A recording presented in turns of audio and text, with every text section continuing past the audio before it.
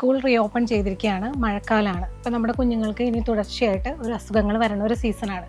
അപ്പോൾ ഇതിന് വേണ്ടിയിട്ട് നമുക്ക് എന്തൊക്കെ വീട്ടിൽ തന്നെ ചെയ്യാവുന്ന കുറച്ച് റെമഡീസാണ് നമ്മൾ ഇന്നിവിടെ ഡിസ്കസ് ചെയ്യാൻ പോകുന്നത്.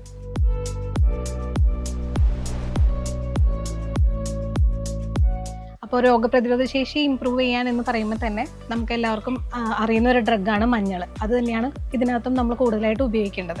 അപ്പോൾ കുഞ്ഞുങ്ങൾക്ക് ഒരു 1/4 ടീസ്പൂൺ അളവിൽ മഞ്ഞൾ എല്ലാ ദിവസവും കൊടുക്കാം. അളവ് കൂടാതിരിക്കാൻ വേണ്ടിയിട്ട് ശ്രദ്ധിക്കാം.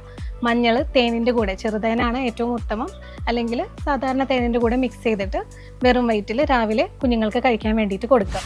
ഇനി ഇടയ്ക്കിടയ്ക്ക് ചുമയും കഫക്കെട്ടും ഒക്കെ ഉള്ള കുഞ്ഞുങ്ങളാണെങ്കിൽ ഈ മഞ്ഞളിൻ്റെ കൂടെ തന്നെ തേനും നാരങ്ങാനീരും കൂടെ ചേർത്തിട്ട് കഴിക്കാം. അതൊരു 3 നേരം വരെയും കഴിക്കാം കുഞ്ഞുങ്ങൾക്ക്. 5 to 6 വയസ്സിന് മേലെയുള്ള കുഞ്ഞുങ്ങളാണെങ്കിൽ അവർക്ക് അതിനകത്ത് കുറച്ച് ചുക്കുപൊടിയും കൂടെ ആഡ് ചെയ്ത് കൊടുക്കുന്നത് വളരെ നല്ലതായിരിക്കും.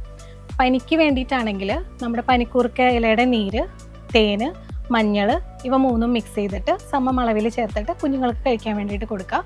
അതുപോലെ തന്നെ ആയുർവേദത്തിലെ ഒരു രജന്യാദി ചൂർണ്ണമുണ്ട്.